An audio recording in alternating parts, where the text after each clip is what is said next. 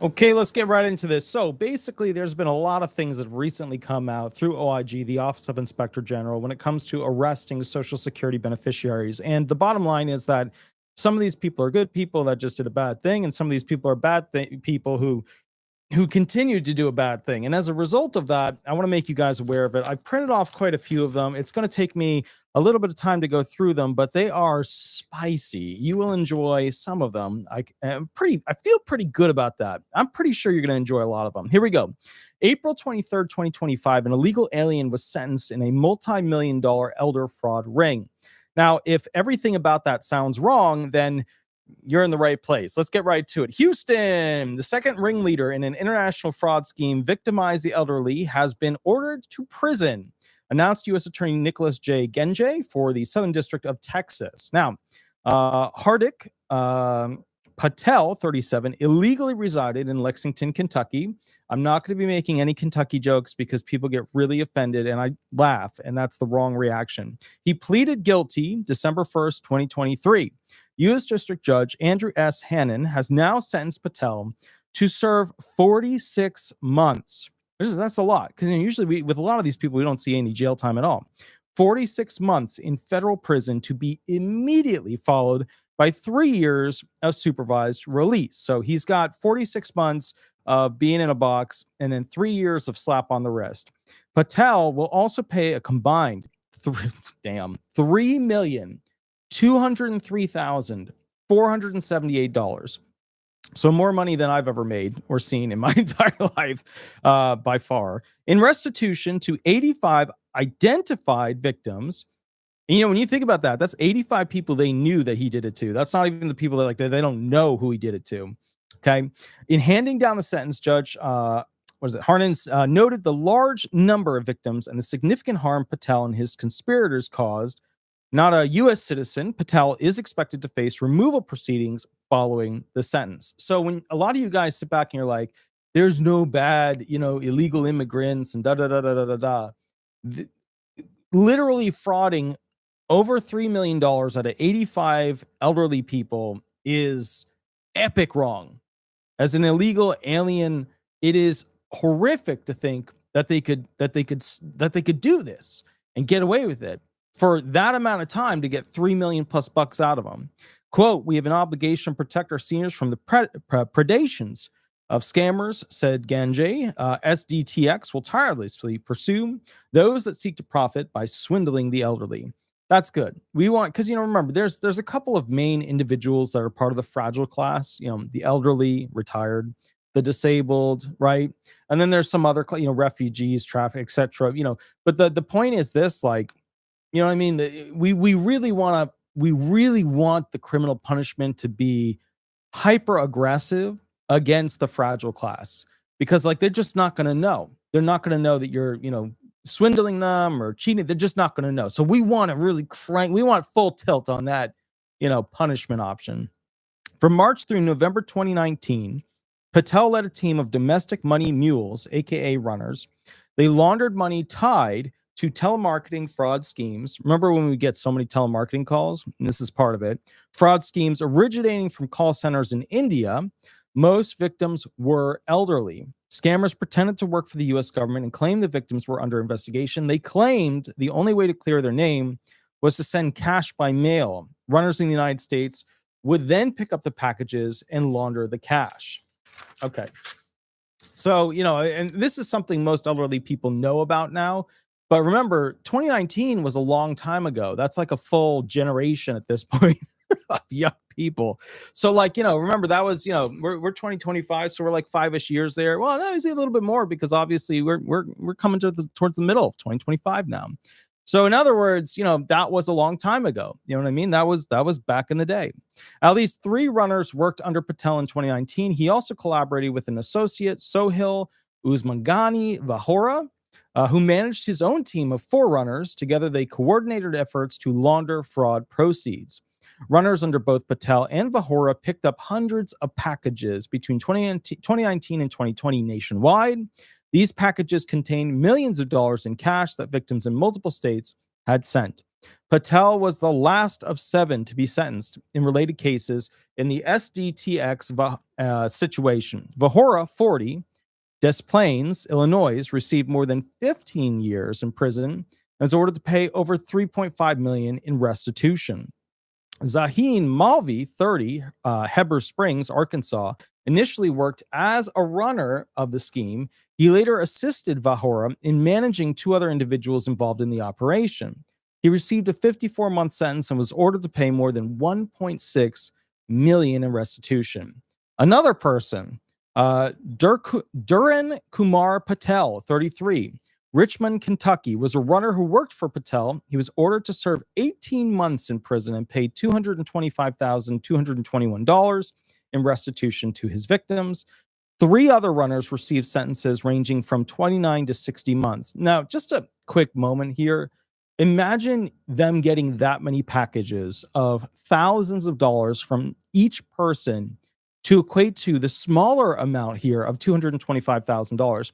Imagine if we're talking about $3.5 million or $3.2 million worth of literally elderly people's retirement benefits paid in the form of cash, mailed in a package to get their name clean from these fraudsters. Just imagine how many people they would have to fraud to get that much money out of them. It's mind-boggling. It's very scary. With the exception of Vahora, who is a legal permanent resident, Patel and his co-conspirators were all illegally in the country when they committed their crimes. Patel will remain in custody pending transfer to a Federal Bureau of Prisons facility to be determined in the near future. Obviously, this is not news that the Democrats would prefer. It is news that the Republicans would prefer.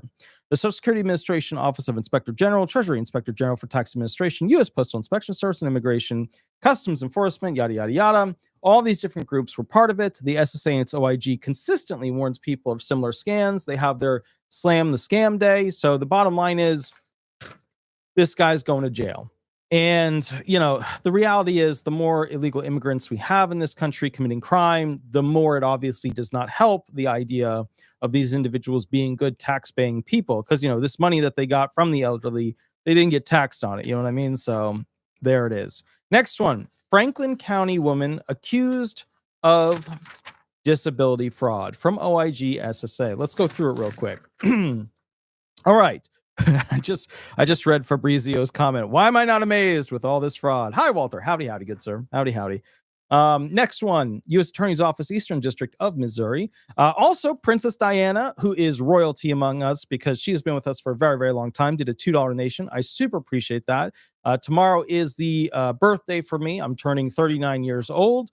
And bottom line is I've obviously worked a bit more than the average individual with early morning work until basically 1 to 2 a.m. work. As you can tell, I've aged a little bit. The hair's falling out, but we're going to work on that. We got some magic pills coming. And by magic pills, I mean hair regrowth pills. All right. So with that said, if there was if you guys know about hair loss, like if any of you have had this problem, I have the pills. They're just not doing it. It's from the regular doctor. If you got a better a option for me, please let me know. It's not working. And it's where is it going? Why is it going? It doesn't need to go. I didn't ask it to go. Anyways, so that's something I hate. All right, let's get to it. St. Louis. We get a lot from, this is Missouri. A woman from Franklin County, Missouri, has been indicted and accused of committing $174,000 in disability fraud over more than 14 years. 14 effing years. Can you believe that? I have a hard time conceptually understanding how people get away with fraud for that long a period of time. Old school truck driver, thank you, good sir, for the birthday wishes. Sandra Tripp, thank you as well. Let me put a little heart on that for old school trucker. Thank you. Very, very cool. Ruth Ann Pimentel, thank you for the birthday. And indeed, very cool. Okay, so with that said, slatherings, yeah. So guys, sometimes if you put a comment in, YouTube sometimes pulls the comment automatically if there's something spicy in it. It happens to me too. So just repost it, a little bit different wording, you should be fine. All right, with that said, 14 years she was committing this fraud, $174,000. So apparently she was good at it for a while. Just to help you understand 14 years of fraud. Okay, I've owned disability resolution law firm for almost 12 years, which I started in 2013. She has been doing this for 2.5 more years than the entire existence of my law firm, the most viewed and subscribed to and clicked on disability attorney in America. Like, just to put that in perspective, you know what I mean? Like, what's going on? You know what I mean? So just be aware of that. Star Lumos, which is kind of a cool name, also known as Star Rodrigue, Rodrigue. I think it's Rodrigue or Rodrigue. I'm not sure. 54, was indicted in U.S. District Court in St. Louis on April 16th with 1 count of theft of government money and 1 count of concealing information from the Social Security Administration, namely her right to a benefit payment. She turned herself in Wednesday and pleaded not guilty to the charges. The indictment says that from October 1st, so she's pleading not guilty. She turned herself in, but she's saying she didn't do it or she didn't do some of it. The indictment says that from October 1st, 2009 to March 1st, 2024, Loomis concealed and failed to disclose her full physical abilities and ownership, work, and income at multiple businesses, reaping $174,391 in disability payments. So what happens with these claims, and that's what a lot of disability people are worried about now, because they're starting to see like, hey, the SSA does come after you sometimes. What happens is this: the SSA will get a tip off from a neighbor or somebody that knows that they're disabled but sees them working, goes and makes a comment or makes a statement, or something gets reported on an earnings sheet that goes to the IRS, and the SSA soaks it up. So what happens is basically the claimant will be like, I'm super disabled. Oh my goodness. So if you haven't had a CDR in a while and you did a little side work and you got a CDR out of nowhere, right? And they're sending you to their doctor, it might be a setup. It is a technique that they use with their CDI units and their DDS reps to investigate you. And they'll literally have a CDI unit pull up to your house before you leave, take video of you leaving, and then take video of you at that place and then follow you around for the rest of the day. So just to be clear with this stuff, like, just be aware. Like, you know what I mean? Like, they do this. This is the game. They'll set up things so that you have to make statements where they can trap you. So just be aware. Sometimes if you're going through a CDR, it's a setup CDR. Sometimes you have to talk about how you've seen improvement, yada, yada. But again, they're going to ask the local companies, the local employers, the local employees, your neighbors, what do they see you doing? And then they're going to follow you around, because if they notice you leaving at a certain time, doing a certain thing, then they're going to follow you to your job and just basically, they're going to video you. So just be aware that they do that stuff. Anyways, point is, reaping $174,391 in disability payments from 2009 basically forward to March 1st, 2024, which, when you think about it, that's such a shitty small amount of money. Like, I know $174,000 sounds like a lot, but if you spread that from 2009 to 2024, like, it's not like, you can see where Republicans get their wind up ammunition for, like, having some sort of privatization of this program, because at the end of the day, if you took the money that you put into it and you had moderate success, you'd be $1 million instead of like 174. I mean, we're making up numbers right now, but it would be like $1 million versus $174,000 from October 2009 to 2024. So, but that's always something to think about. It's just, how the hell is the monthly benefits we get that little for us paying our entire life into some, like, if we did pay that's why I was thinking, and I know this is not going to be a popular idea, but if we took 15%, right? If we took 15%, well, 16, 17 with Medicare and all that jazz, because it's 12.4 plus a little bit more. But if we took that amount out of what you earned, and then we took that same amount and we compared it to models of regular investments of just like the average Joe, I don't know how we could do that, or if we could like hire somebody to statistically go through and do a market match and average out. But I think we would probably find is that, that amount would end up being in the millions in many instances, because that's a lot of money. You take 16, 17% from your check every single time you get paid over your life. That's a lot of money. The downside of that, though, the mega downside is, you got your 2000s, 2008s, your COVIDs, that shit can wipe you out real fast. All right. Charges set forth in an indictment are merely an accusation and do not constitute proof of guilt. So they must have some really spicy. We'll probably catch this on the appeals. We'll pull the actual circuit court brief and stuff like that. But they must have had some really spicy information on this individual where they followed her around, got all kinds of like footage of her. So, you know, it is what it is. Every defendant is presumed to be innocent unless and until proven guilty. The theft of government money charge is punishable by up to 10 years in prison, and the concealment charge is punishable by up to 5 years in prison. Both also carry a potential fine of up to $250,000. The Social Security Administration Office of Inspector General Cooperative Disability Investigations Unit investigated the case. There's a bunch of other people who investigated with them, blah, blah, blah. So point is, what do you learn from that case? So the first case, you learn not to be an illegal immigrant who basically sets up a massive fraud ring to fraud essentially the elderly. That's considered a no-no and a very bad. The next one, you learn that if you basically are disabled, at some point, they're going to review you and check you for fraud and see what's going on with you. They're going to follow you around and yada, yada. So, you know, you have to be the naturally disabled person at which you claim. But if you're working some other jobs and they get a hint, they get a heads up. And remember, it's sometimes as simple and as small as a neighbor just being like, hey, you know, they don't like you because you didn't go to their party. They don't like you because you don't have to go to work. Or maybe you are working, but you get the extra check on top of it, and they don't like that. You know, there's a lot of neighbors out there who get pissed at disabled people for less than you think. Even I have a neighbor. I saw the neighbor basically blowing all the junk off of his property onto my property, literally across the road. Like he pushed all the stuff from his side onto the road and then onto my property. And I'm almost to the point where I can let it go. I'm almost to that point, but like I drove up as he was doing it and I watched him do it, and I was going to get out and say something to him and be mean. But then, me having dealt with a lot of mentally insane people, I calmed myself down and I was like, okay, don't address it right now, address it later. And I'm almost at the point where I can forgive him and move forward with him as a neighbor. But, when I saw that, I was so pissed because it's like, bro, bag your shit. You know what I mean? Like, it's your stuff. You know what I mean? So even if it's some of my stuff, even if it comes from trees from mine, like still it's, his stuff comes on my side, my stuff goes on. That's how it works, Anyways, point is, yeah. So this is an allegedly, or no, this one, Franklin County woman is an allegedly. What should you learn from that? Sometimes they'll set you guys up with CDRs out of nowhere. They'll send you to a CE medical appointment. They'll collect statements from you. And, basically they build their investigation and then they use that to file charges. Now you'll notice with this one, right?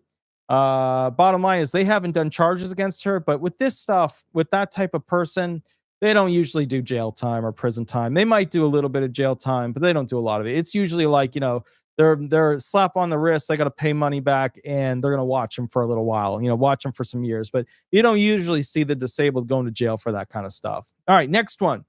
OIG hot sheet right here. This is April 23rd, 2025. Okay, bookkeeper sentenced to more than 1 year in prison for tax evasion and disability benefit fraud. Are we proud of this bookkeeper? Not really. April 23rd, 2025, Boston. The former bookkeeper for an electrical contracting business has been sentenced for concealing income from the Internal Revenue Service and stealing disability benefits. So, in other words, she did one bad thing, which is probably not reporting income. And then she did another thing, which was also not reporting the business's income, her original work income and then the business's income. And that put her into what I like to call between a rock and a shit place. And that's not a good spot to be. Let's read about it. Here we go. David. Oh, no, it's a him. It's wait. Yeah, it's a him. David Tetrault. Can I at least one of these times just get an easy last name like a Kirk or a Smith or a whatever, like a Bennington or like just any Tetreault. That's French. David Tetrault, 55, Attleboro, was sentenced by U.S. District Court Judge Nathaniel M. Gordon. All right, that one was an easy one. Also very TV name-ish. Nathaniel M. Gordon. That's a judge right there. That's a judge's name. Nathaniel M. Gordon. Judge Gordon. Your Honor. Judge Gordon. Yeah, that's a judge's name. To 18 months. Ooh, he's getting spanked on this one. To 18 months in prison, to be followed by 3 years of supervised release. So he did something spicy here. Okay, Tetrault. I have no excuse. I've been to France as part of a study abroad thing with law school. I have no excuse for not knowing these names and pronouncing them correctly, but I will butcher them for you, for your pleasure. I will butcher them. Tetrault has also been ordered to pay $623,602 to the Internal Revenue Service. That's big money. That's over $500,000. $159,816 to the Social Security Administration, and $161,835 to the Employment Retirement System of Rhode Island and restitution. So this guy was like a professional fraudster. He was frauding 3 agencies at the same time. I mean, a small applaud to the level of criminal nature here, but also a slap on the wrist for doing that much damage. I mean, we're almost at $1 million. Well, we might be. Okay, hold on. We might be. Can anybody do the math on this? 623. Well, hold on. No, let me get a calculator. Remember, I'm turning 39 tomorrow, which puts me at the very eldest of the millennials, which means that we do not do math easily. Okay, let's just be fair. We're not okay. So we're not going to do the big math real quick. We're doing 161 plus 623. Hold on, 623. Let's see if he actually hit it here. Plus 159. I love how the Social Security one is the smallest one. He frauded them the least because so he's at 940-ish $1,000 in restitution to 3 agencies. He didn't hit the million mark, but I knew when I saw the 12 months, 18 months in prison and the 3 years supervised release. I knew he was either at $1 million, he was close to $1 million. He's getting more than a little slap on the wrist. In October of 2024, Tetra pleaded guilty to 1 count. Watch, his name will be like South American. It'll be like Tetra or no, Trachalasomo. I don't. It would be something totally different. Tetrault pleaded guilty to 1 count of tax evasion, 1 count of theft of government money, and 1 count of wire fraud. They get you on wire fraud. They get you a lot of jail time with that one. That one's more than a little tap on the wrist. Tetrault worked as a bookkeeper for a Massachusetts-based electrical contractor between 2015 and 2021. During those years, Tetrault received wages in cash and used company funds to pay his personal credit card bills. Tetrault manipulated the company's accounting records and bank statements to disguise these payments as business expenses. As a result of this conduct, Tetrault underreported his personal income by at least $2.1 million. Holy cow, $2.1 million, causing a loss to the IRS of over $600,000. That's amazing. That's massive. That is big money. Big money. Now we're going to see where this whole thing comes to disability benefits. In addition, Tetrault did not report his work for the electrical contractor or his income to the Social Security Administration and submitted false information about his employment and income to the Employees Retirement System of Rhode Island. As a result of this conduct, Tetrault collected over $320,000 in Social Security disability insurance benefits and ERSRI disability pension benefits to which he was not entitled between 2016 and 2024. Holy cow. I wonder if the business knew that he was doing this. Manipulated companies' accounting records and bank statements, disguised these payments. Maybe the company didn't know. The company might have caught him and then reported all this stuff. I mean, it's just, damn. You know what I mean? Like, he was a disabled guy, also getting the ERSRI, disability pension. I don't know, man. A few too many frauds going on there. United States Attorney Leah B. Foley, Thomas Demio, Acting Special Agent in charge of the Internal Revenue Service Criminal Investigation Boston, Amy Connolly, Special Agent in charge of the Social Security Administration, Office of Inspector General, Office of Investigations, Boston Field Division, made the announcement today. Assistant U.S. Attorney David M. Holcomb of the Securities Financial Cyber Fraud Unit prosecuted the case. Bottom line is, what do we learn from that one? Don't work as an accountant for a company and then steal money from that company as a person receiving a disability pension and Social Security SSDI benefits at the same time. I mean, and this was mega money. I mean, that was hundreds of thousands of dollars that he got from that company. I don't know. Honestly, guys, I got to be honest, that bookkeeper, this guy, he was doing too many fraud tricks. He was double disabled, right? Double disabled and committing fraud in accounting. I mean, that must have been, I can't even, like, we'll have to pull the case up on this one, the full case, just not the hot sheet. Because imagine what the company must have done when they were like, how are we always broke? You know, that company would be like, how are we always broke? How did this happen? What are we going to do about it? And then to find like hundreds and hundreds of thousands. And I know that this happens, but I just feel like the company like would have to know, unless this guy was just constantly, you know, I don't know. I'm amazed by it. All right, next one. SSA abandoned. So this is from the Office of Inspector General. 160 million plus of the next generation telephone-based project. OIG hot sheet. Here we go. This should be spicy because they're going to get on the actual Social Security Administration for spending this kind of money on something they abandoned. Let's take a look real quick. For immediate release, April 23rd, 2025, key findings from a Social Security Administration Office of the Inspector General Audit Report 02234 revealed SSA's contract for an updated telephone system with Verizon Business Network, Inc. lacked sufficient performance-based quality standards and associated incentives. These deficiencies prevented the agency from holding Verizon accountable for resolving issues identified during the contract's design and implementation phase. So basically, there was a contract with Verizon. Verizon made a crap program that wasn't working well, and the SSA couldn't use checkpoints to figure out why it was not achieving what it needed to and how it would be fixed and what they actually needed at the end of the day to be working. In February of 2020, the SSA signed an indefinite delivery quality contract with Verizon to support the next generation telephone project, the NGTP, to replace and modernize the legacy telephone system. The NGTP was to be a unified communication enterprise solution to increase communication capabilities and productivity, meet growing customer demands, and reduce costs. Because, you know, a lot of people, they can't, like, they call and then somebody answers and then it immediately hangs up after they've been sitting on the phone for an hour and a half. Okay, Verizon was to acquire all necessary hardware, software, and services. In November 2023, SSA completed transitioning the national 800 number network to the NGTP platform. Okay, so 2023, they went with the new phone system.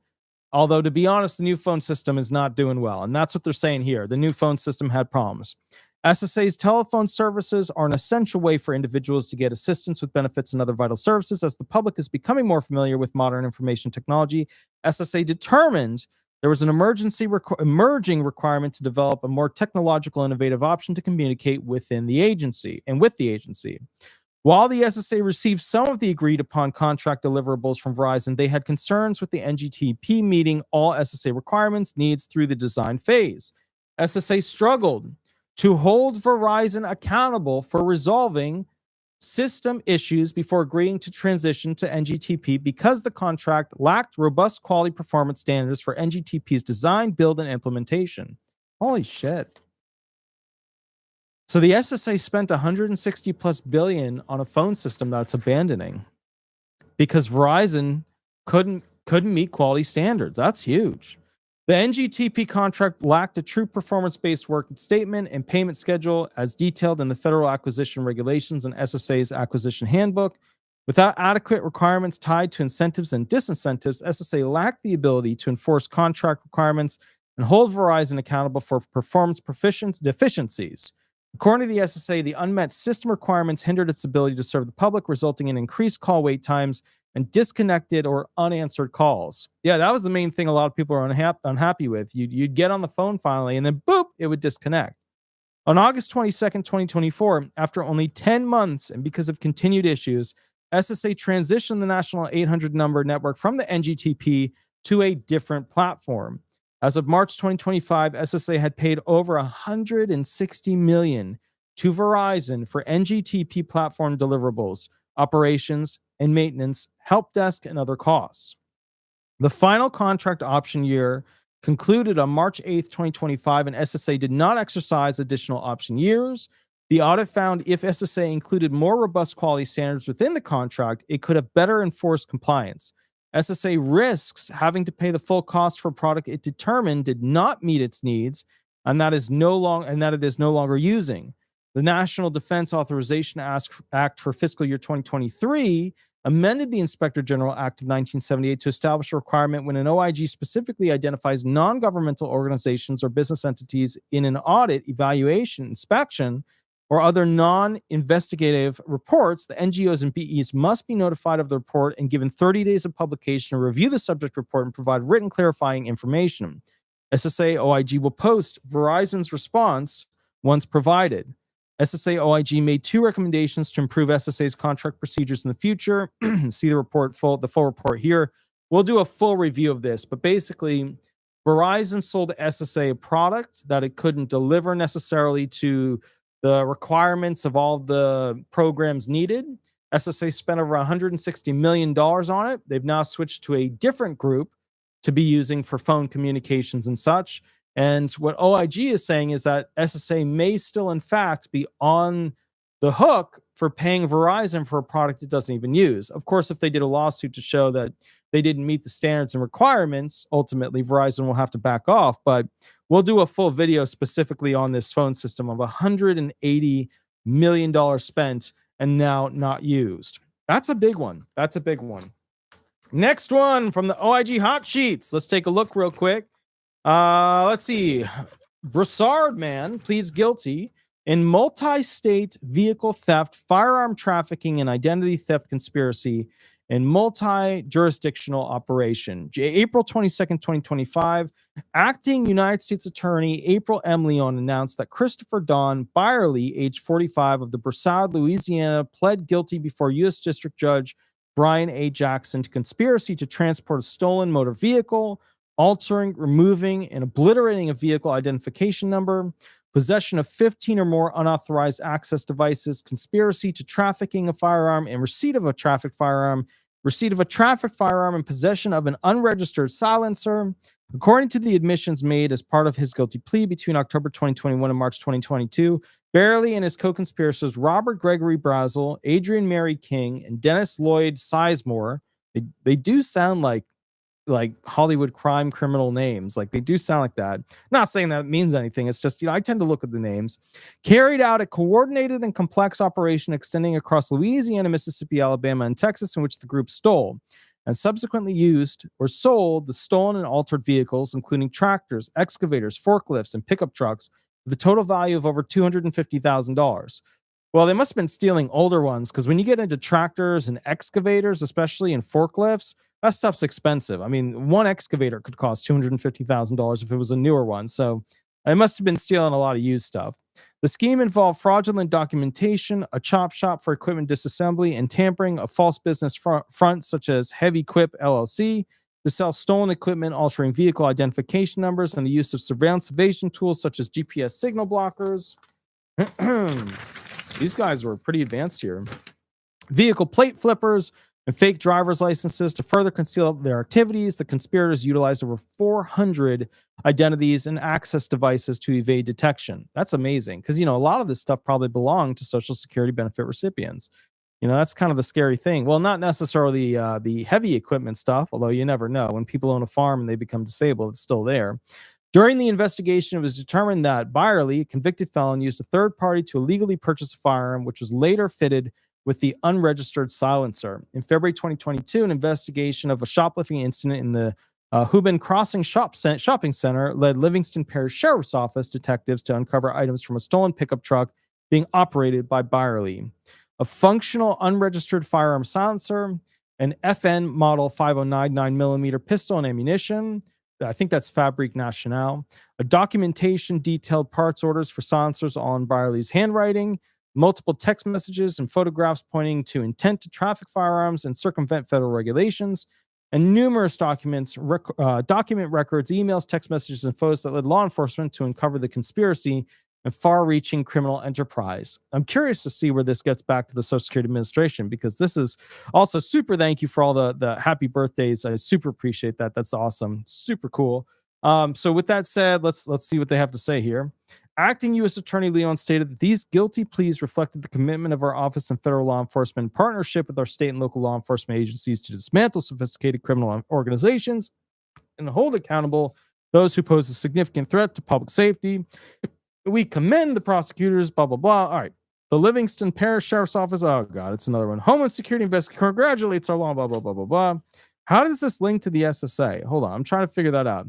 This matter was investigated by the U.S. Department of Homeland Security, Bureau of Alcohol, Tobacco, Firearms, and Explosives, the Social Security Administration of the Inspector General, Louisiana State Police. So the SSA is in here.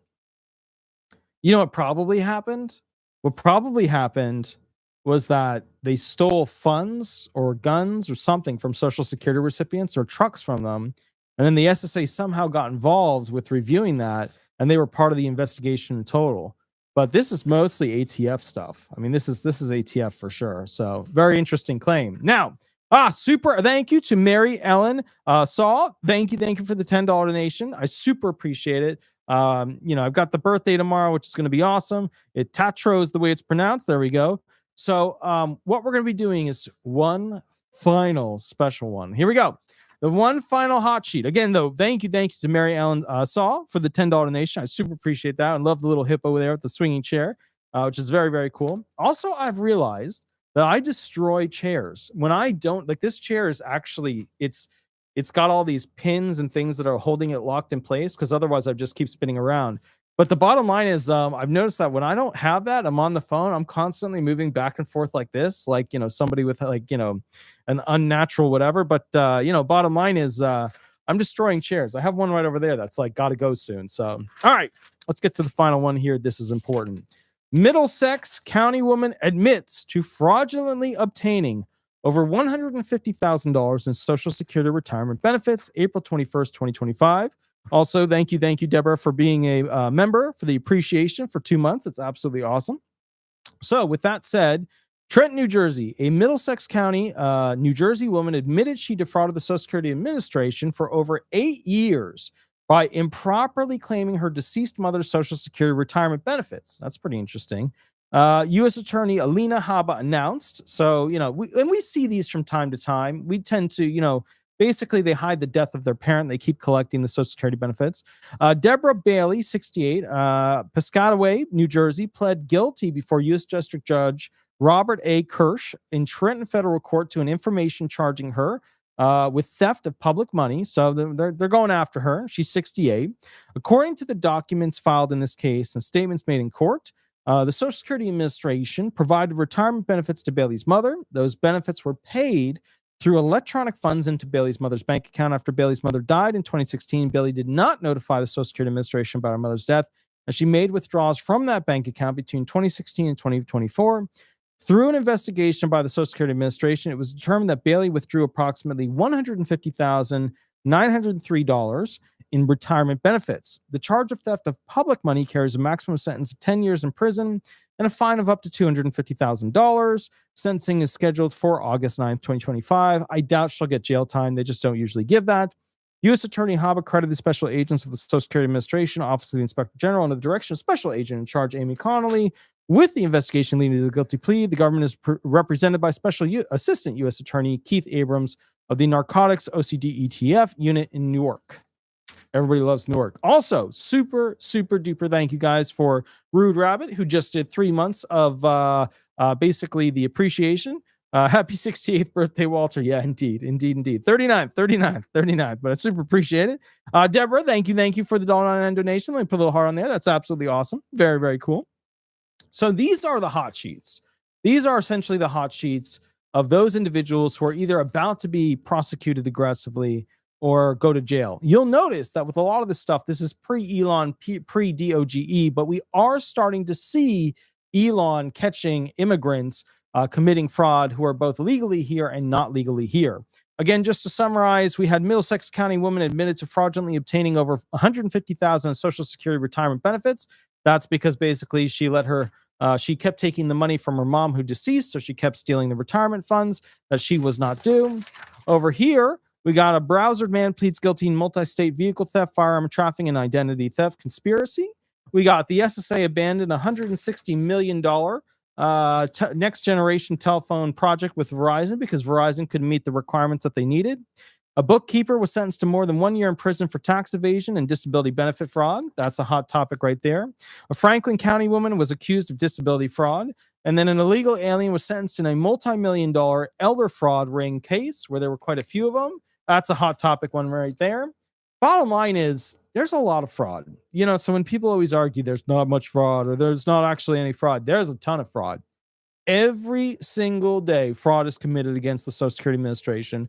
OIG catches some of it. We're going to be seeing some more DOGE ones coming in. But remember, DOGE also now works directly with the Social Security Administration. Like they have offices at their offices. So anyways, I hope you enjoyed this video. I will be going live again later tonight where I will be answering questions for people who have questions about Social Security benefits. Attorney Walter Hnot, the most viewed and subscribed to disability attorney in America and the most clicked on. So bottom line is, if you want to hire an attorney, go ahead, call a couple of them. If you want, you can call me. Although I will say this, and I think this is important, a lot of people keep clicking into like Facebook ads for disability attorneys, and they say like, oh, we're a disability law firm. Some of them are, some of them are not. Some of them are just basically groups that they claim to be a law firm or they set themselves up as a law firm. And then what happens is all they do is they collect claims by you clicking on their ads and calling them. And then they actually just send out those claims to attorneys in their network who pay them. And then basically the attorney has to pay them a fee to get you as a client, which means the attorney doesn't get as much money to work on your claim. So just be aware, it's not a scam. They're legally allowed to do that. It's basically like a bundling and mass advertising campaign. But just be aware, if you're going to hire an attorney, actually hire the law firm, because if you get an attorney through some group that claims that these law firms are part of their group, then you're literally screwing yourself, because now that attorney that you end up with doesn't have as much money to work on your claim. So just be aware that's a problem out there. All right, with that said, Attorney Walter Hnot, like and subscribe. If you like, go over to Google, type in Disability Resolution Law Firm. You can always throw some stars up there if you want. Totally up to you. We always appreciate basically the better stars, the 5 stars, yada yada. But it's totally up to you kind of gig. With that said, on Mondays and Thursdays, I usually go live to answer questions for free. And below, basically, we have essentially a 1-hour private contract where you can always reach out to me for a contracted 1 private hour, 1-hour private contract agreement. That's where basically you have a tough situation, you're not sure what to do, and then you hire me for a private hour and I figure out what you should do and then give you directional notes and get you rolling in the right direction. All right, I will catch you a little bit later. I will catch you tonight. Have a wonderful, wonderful day, and we will go from there. Thank you so much, and I'll catch you from there. Bye-bye, everybody. Bye-bye.